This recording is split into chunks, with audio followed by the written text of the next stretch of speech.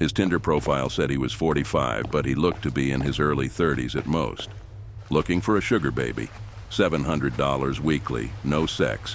It sounded too good to be true, but as a broke university student, I was willing to take my chances. I swiped right, and Tinder let me know it was a match. His message came seconds later. "Hey there, sweetheart." I cringed at that word. I hated it. But $700 was $700, so I sucked it up and replied, "Hey." His name was Jack, and he told me he owned his own business, although he never specified what kind of business it was. We talked for a while before he asked me for my Venmo to send me the first payment. After a few minutes, I got the notification. I stared at the $700 for at least 20 minutes, expecting to wake up from a dream at any second, but it wasn't a dream. "You still there?" I clicked on the message. "Yeah, sorry. If you don't mind me asking, what are you looking for in return?" I stared at the chat until he replied, "I'm just looking for you to do a few favors for me." That sounded like it was going to be sexual to me. Like what? For example, the first thing I need you to do is pick up a delivery for me. That sounded innocent enough, but I was still expecting there to be some kind of twist. $700 to pick up a package? Come on, even I wasn't that naive. From the post office or something? No, I'll send you the address, but I'd rather not do this through Tinder. You got Kick? Or you can give me your number. Kick? What was this, 2011? I decided to give him my number instead, and he texted me the address immediately, followed by the address to his house where I would have to drop off the package. I'm not home right now, but there's a key on the bottom of the blue flower pot near the door. Go inside and put the package on the coffee table in the living room. Make sure that you lock the door when you go inside the house, and then lock it again when you leave. I grabbed my car keys and wallet and got into my car, putting the address into Google Maps. Got it. Ohm on W. My phone buzzed as I backed out of my driveway. I'm serious. Lock the door both times, please. I thought that was a little excessive, but I promised him that I would. The house looked abandoned. It had a broken chain link fence around it with a small door that was hanging on to dear life. It stuck out like a sore thumb, surrounded by houses that were a lot nicer than this one in comparison. "You here for jack shit?" I looked up to see a man standing in the open doorway of the house. He took up almost the entire space, his head skimming the top of the door frame. He was huge, in height and muscles, and his entire torso was covered in tattoos. Yeah, I guess," I replied, not moving from my spot on the sidewalk. "Stay right there," he said. I did. I actually don't think I would have moved if he had asked me to. I looked around and realized that there was no one else on this street. I was a 21-year-old woman alone in the street. I gripped my car keys. A few minutes later, the man came back out carrying a cardboard box. It was about the size of a shoebox, but stained and damp on some of the corners. "Can you open your car?" he asked. I opened the trunk, not wanting that inside on my car seats, and he set it in. "All right, there you go," he said. "Thanks," I replied. I walked around to the driver's side of the car and opened the door. "Oh, and one more thing," he said. I looked at him. "Watch out," he said. I didn't reply. I blasted my music as I drove to Jack's house, hoping it would drown out my anxiety. It didn't. I parked my car in the stone driveway and stayed inside the car, admiring the house. It was a huge house with stone pillars on the front porch and the greenest grass I had ever seen in my life. I turned the car off and got out. I grabbed the package and walked to the front door, getting the key from where he said it would be. I opened the door and stepped in, closing it behind me. I thought about what he had said, about locking the door when I got inside. I thought that was a little overboard, but as I stared at the closed door, something made me reach out and lock it. I walked inside, my feet cushioned by the thick maroon carpet, and admired the inside of the house. All the furniture was wooden and looked incredibly expensive. I would probably finish school a dozen times with the money that it took to furnish this place. I set the package down on the coffee table, and as I walked back to the door, I heard a phone ringing from somewhere inside the house. I froze. In my pocket, my phone buzzed. I took it out to look. Don't answer any calls that aren't from Marvin. I put my phone back and followed the sound of the phone, poking my head into a few different rooms before I found it in an office. I walked over to the desk and looked at the caller ID. Incoming call from Jack. That was odd. I grabbed my phone to look at the message again. I was starting to get a little bit creeped out and decided I wouldn't answer just to be safe, and left the house, remembering to lock the door as I left. I've done a few more favors for Jack since then. I drove a BMW to a random park in another city only to get out and drive a different car back to Jack's house. He had me meet one of his employees at lunch, who then gave me a briefcase to deliver to the first house I had gone to and told me he would know if I looked inside.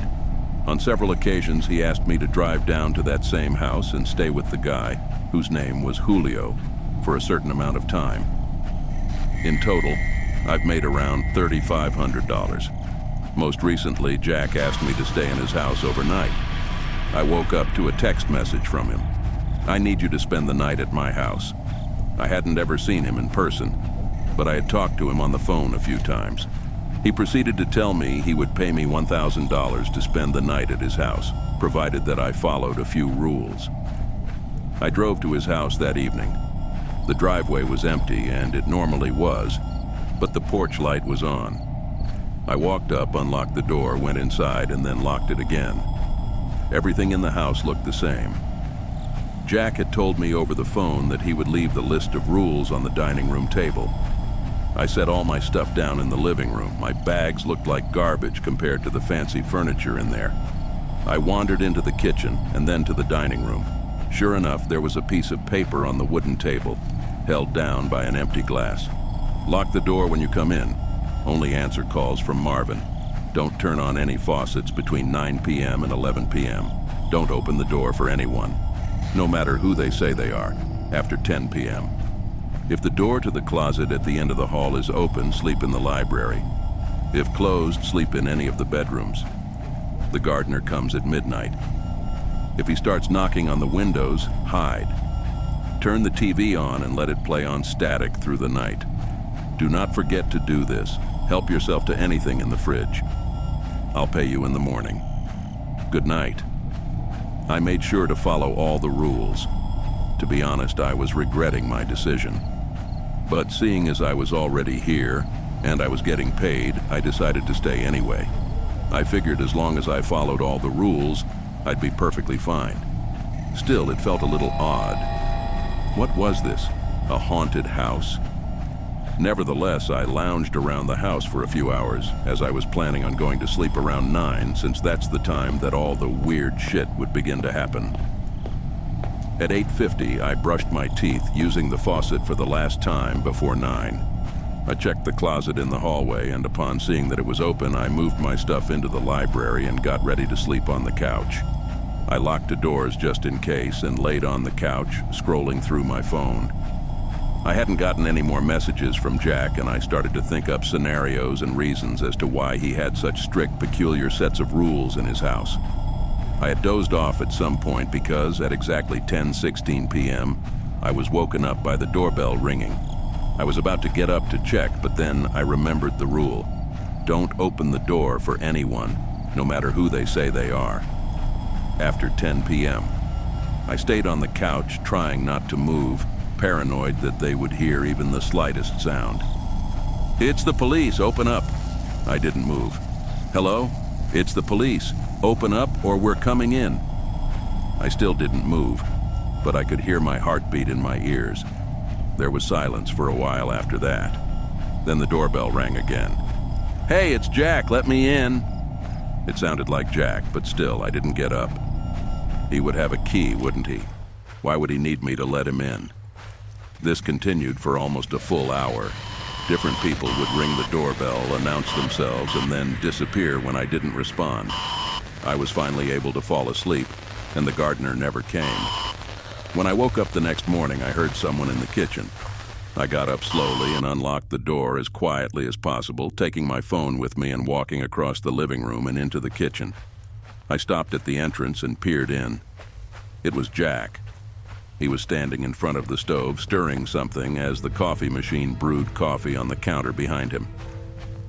"Hey, good morning," he said when he saw me. "Hi," I replied, nervous. I hadn't seen him in person before, but he looked exactly like his pictures online. "Scrambled eggs?" he asked, motioning to the pan with a wooden spoon. "Yeah, thanks," I replied, walking over to take the plate from him. I ate my breakfast and drank some coffee in silence. "So how was it?" he asked. "It was okay. Nothing super freaky happened," I replied. "Cool," he replied. There was an awkwardness in the room. "I think I'm going to go now. I have class," I trailed off. I didn't, but I really wanted to get out of there. "Oh no, yeah, sure, I'll talk to you some other time," he replied. I grabbed my stuff and he walked me to my car. I could see him standing in the driveway, staring at me as I left. When I got home, I unpacked all my stuff and noticed that I still had the list with me. I sat on my bed and read it again. I felt my body tense up as I realized that I had forgotten something. Turn the TV on and let it play on static through the night. Do not forget to do this. Turn the TV on and let it play on static through the night.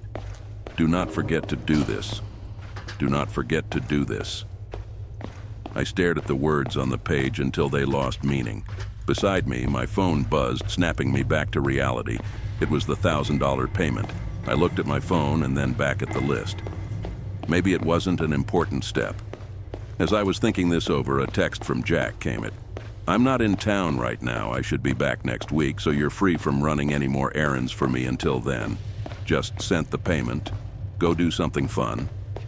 I stared at the message and read it again, and once more for good measure. "I'm not in town right now." I thought back to this morning and how Jack was in his house, how he gave me breakfast. "I'm not in town right now." Within minutes, a new text came in, this time from a number that I didn't recognize. "Did you forget to do something?" The text was followed by a picture of Jack, or whoever this version of Jack was, standing in front of the TV. I didn't respond. Next came another picture. This one was of the outside of my house. It was followed by another text. "Watch out."